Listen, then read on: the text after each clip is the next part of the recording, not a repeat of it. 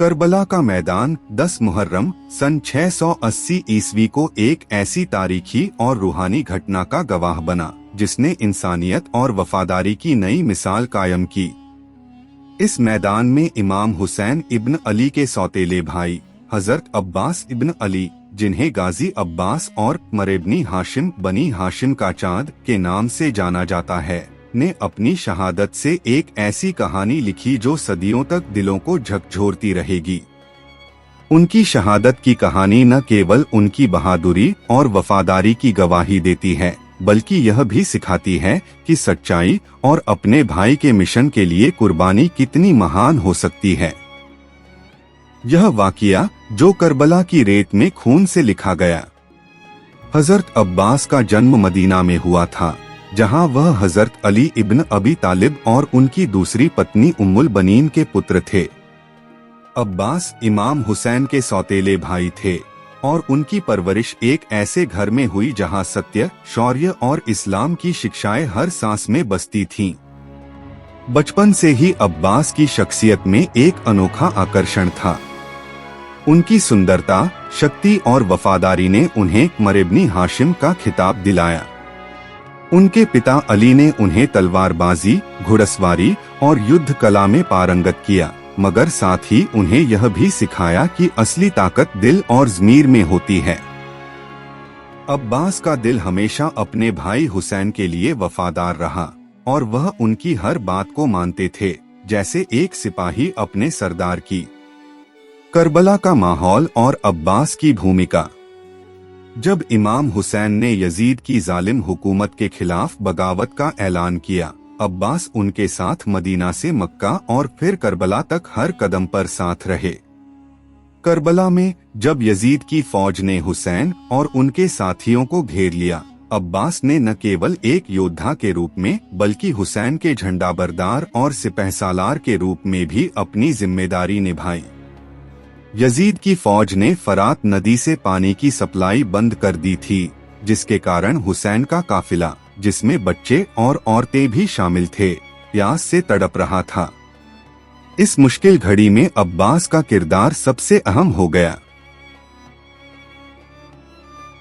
7 मुहर्रम को जब प्यास ने बच्चों को बेचैन कर दिया, हुसैन के खेमों में मासूम बच्चों की पुकार गूंज रही थी। हुसैन की बेटी छोटी सी सकीना अपने चाचा अब्बास से बार बार पानी मांग रही थी। अब्बास का दिल इन बच्चों की हालत देखकर पिघल गया।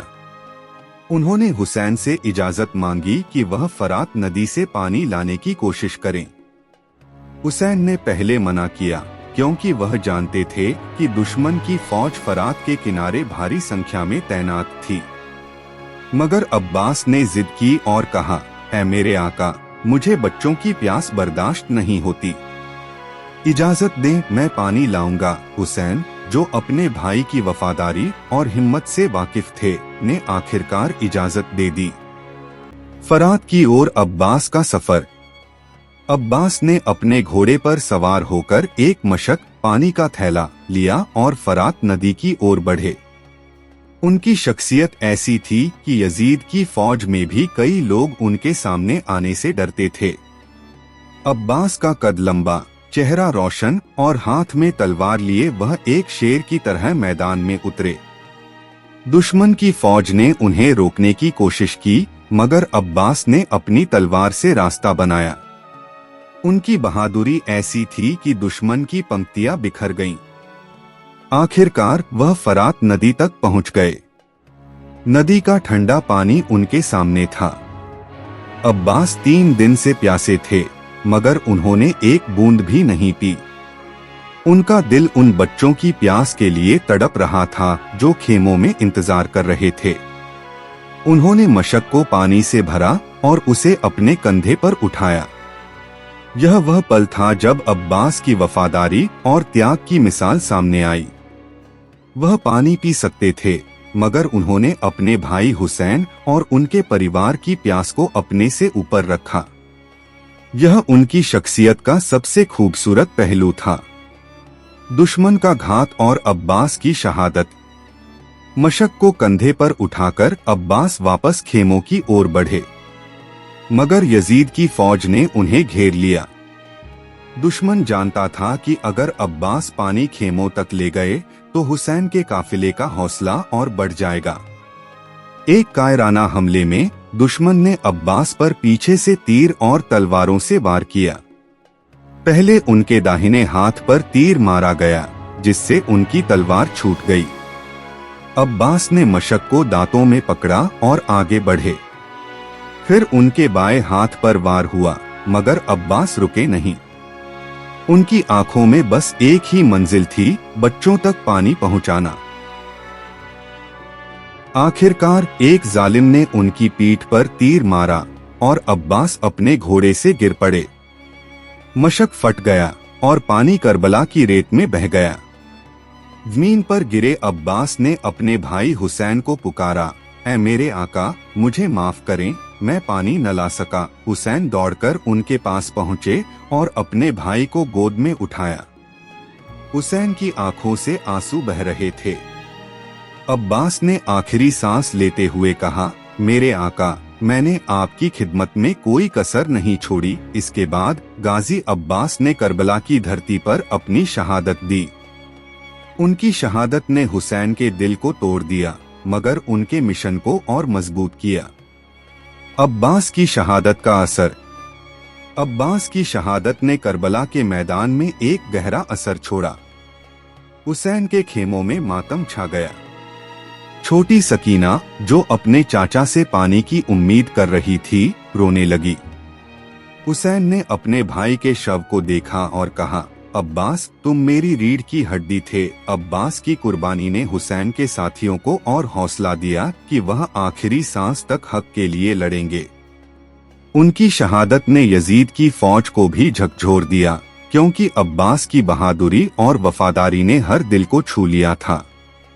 अब्बास की विरासत। गाजी अब्बास की शहादत करबला की कहानी का एक अहम हिस्सा है।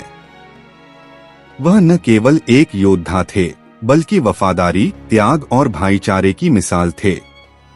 उनकी कुर्बानी आज भी हर मुहर्रम में याद की जाती है, जब अज़ादार उनके लिए मातम करते हैं और उनके झंडे को सलाम करते हैं। अब्बास का नाम हर उस इंसान के लिए प्रेरणा है जो अपने वादे और जिम्मेदारी को निभाने के लिए हर हद पार करने को तैयार हो। करबला की रेत में बहा उनका खून आज भी सत्य और इंसाफ की पुकार है। हजरत अब्बास की शहादत करबला के मैदान में एक ऐसी मशाल है जो हमेशा रोशन रहेगी। उनकी बहादुरी, वफादारी और त्याग की कहानी हर उस इंसान को सिखाती है कि सच्चाई और इंसानियत के लिए कुर्बानी देने में कोई हिचक नहीं होनी चाहिए। अब्बास ने अपने भाई हुसैन और उनके मिशन के लिए अपनी जान दी, और उनकी शहादत ने करबला को अमर कर दिया। हजरत गाजी अब्बास की बहादुरी। करबला का मैदान 10 मुहर्रम सन 680 ईस्वी वह जगह बना जहां हजरत अब्बास इब्न अली, जिन्हें गाजी अब्बास और कुमर इब्न हाशिम कहा जाता है, ने अपनी बेमिसाल बहादुरी दिखाई। इमाम हुसैन के सौतेले भाई अब्बास ने सत्य और इंसाफ के लिए अपनी जान कुर्बान कर दी। यजीद की विशाल फौज के सामने वह हुसैन के झंडा बरदार और सिपहसालार के रूप में डटकर लड़े।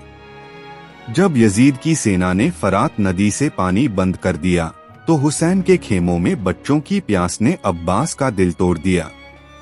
उन्होंने हुसैन से इजाजत मांगी और बच्चों के लिए पानी लाने का संकल्प लिया। मशक लेकर वह फरात की ओर बढ़े।